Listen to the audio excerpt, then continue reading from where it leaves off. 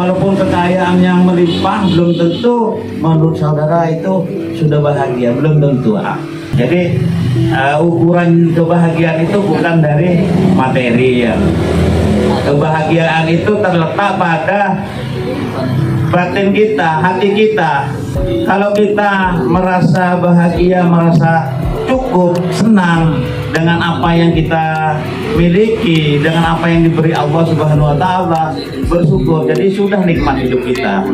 Jangan mengeluh. Jadi kalau kita diberi kekurangan apapun yang kita miliki, sudah kita nikmati dan syukuri ya. Jadi kalau sudah kita menikmati pemberian Allah Subhanahu wa Ta'ala dan kita merasa bersyukur dan merasa cukup, disitulah kebahagiaan itu kita rebut dan kita miliki ya.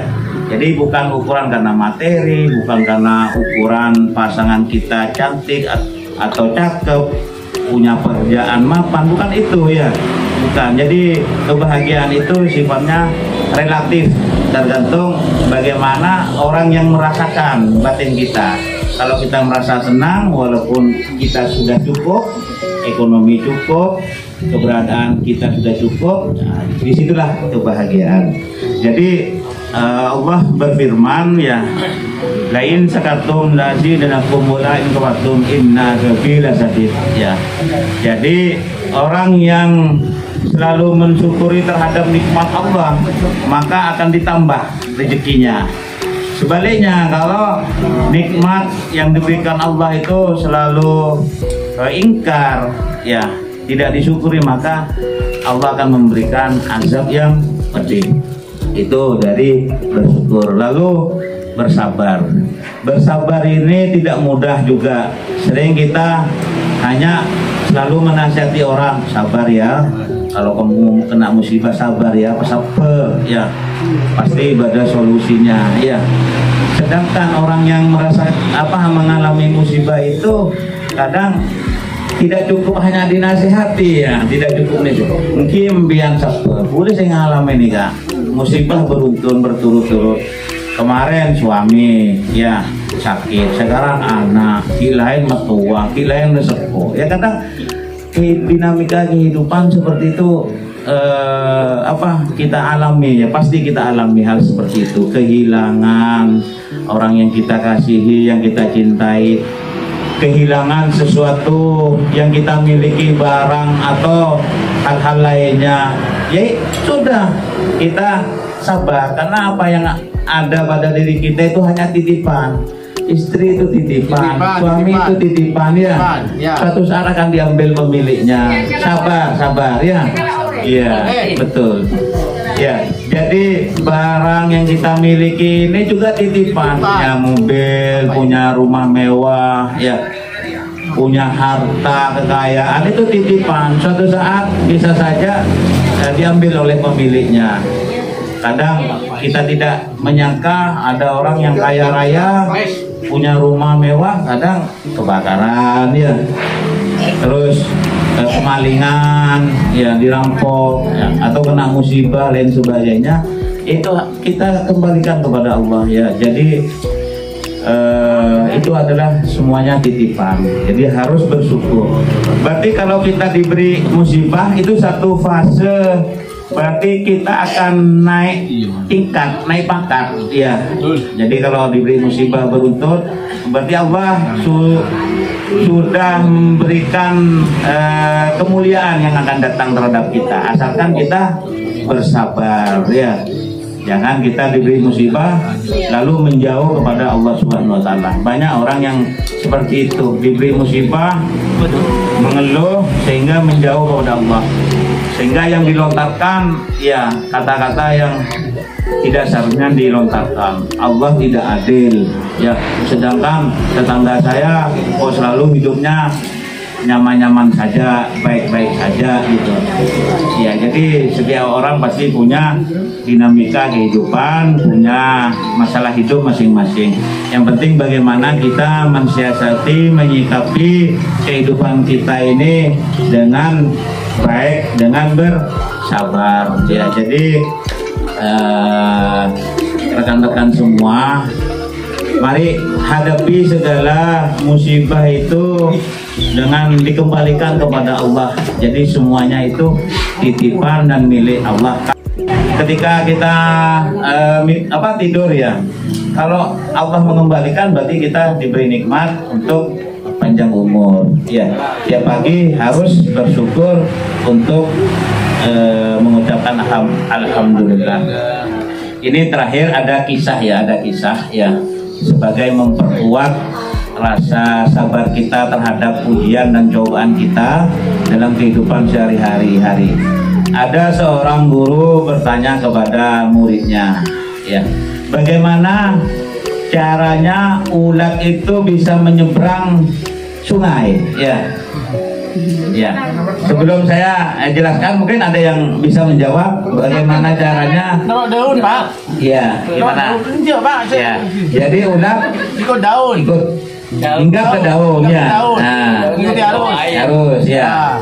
Itu bisa saja, tapi 50-50. Bisa saja daunnya tenggelam mati ya. Jadi tidak jawaban itu masih belum pas. Itu tapi bisa itu. Yang kedua mungkin silakan. Ya, bagaimana cara ulat bisa menyeberang sungai? Kalau ditolong Pak, pegang Iya. Kan orang. Iya, kalau orang mau nolong ulat ya. Ya, tangkir boleh kebetos ya. Ya. Kalau Babit misalnya ngelihat ulat, apalagi ulat bulu, sudah dia ya. Kekiran ya. ulat bulu, Pak. Ya, kekiran paling diinjak ya. Ya, dibunuh. Ya. Ya, mungkin ayo siapa yang bisa jawab bagaimana cara ulat bisa nyebrang sungai? Ya, lewat jembatan, ya, lewat jembatan. Iya kalau ada jembatan di situ. Ya, sedangkan jembatannya proyeknya kita dibuat oleh Klebunnya. Ya, Klebun mana ya? Palimutin itu. Ya. Lalu, ayo mungkin yang lain, ya. Ikut daun yang jatuh ke sungai. Itu tadi sudah dijawab. Ya. Kena angin, ya, kena angin. Ya, sulit kalau udah jatuh angin bisa ngentol kan. Yang ketiga, ya. Yang ketiga jawaban dari si murid itu bisa saja ulat bisa nyebrang Pak kalau dipatok burung lalu sama burung diseberangkan ke sungai itu. Iya, tapi jawaban itu tidak tepat, ya masih kurang benar. Kalau sudah burung mematok ulat, bukan diseberangkan, malah dimakan ya, atau dibunuh, atau bisa mati. Jawaban yang benar terkait konteks sabar tadi, ya. Jadi ulat itu harus melalui proses perubahan, ya. Perubahan yang cukup butuh proses yang lama, yang panjang, yaitu ulat melakukan proses perubahan dengan menjadi kepompong, ya. Jadi ulat jadi kepompong itu tidak mudah. Dia harus harus berdiam, tidak makan, menghadapi kesulitan, tidak makan dan tidak minum, itu luar biasa. Iya. Setelah jadi kepompong, dia masih berusaha jerih payah untuk bisa keluar dari kepompongnya yang tertutup itu. Ya. Lalu setelah berusaha untuk keluar dari kepompong, lalu dia berusaha keluar dan akhirnya ulat itu berubah menjadi kupu-kupu, ya. Setelah jadi kupu-kupu, ulat itu proses yang panjang, menyakitkan, melelahkan, butuh waktu yang lama, kesabaran yang super luar biasa yang dilakukan oleh ulat itu sehingga menjadi kupu-kupu. Setelah jadi kupu-kupu, lalu dia bisa terbang. Nah, kalau sudah bisa terbang, mau kemana saja bisa, ya. Mau nyebrang sungai itu bisa akhirnya. Nah, disitulah jawaban yang benar. Jadi kupu-kupu harus ada keinginan, jangan diseberangkan orang, jangan minta untuk dipatok burung, jangan menyeberang melalui daun, ya risiko tinggi. dia harus punya keinginan merubah dirinya sendiri dulu ya, untuk berpuasa, tidak makan, tidak minum, sabar ya. Lah baru setelah jadi kupu-kupu dia bisa berterbang menyeberang sungai ya. Lah gambaran kisah seperti itu menggambarkan kisah motivasi hidup bagi kita, yaitu bagaimana kita belajar dari kisah ulat tadi ya. Kita harus kuat menghadapi segala cobaan hidup ya, walaupun kita sulit ya. Seperti ulat itu tidak makan dan tidak minum ya.